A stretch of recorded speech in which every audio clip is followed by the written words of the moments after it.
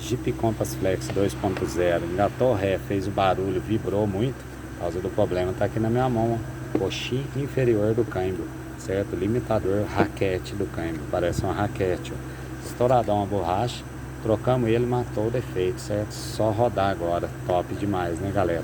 Preço de um coxim desse, original Mopar, R$ 2.600 você vai pagar na internet.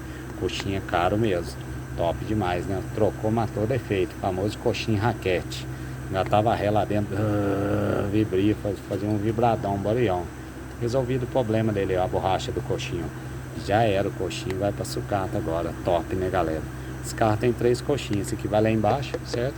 Temos aqui também o do motor, ó, vai ali. E temos o do câmbio que vai embaixo da bateria.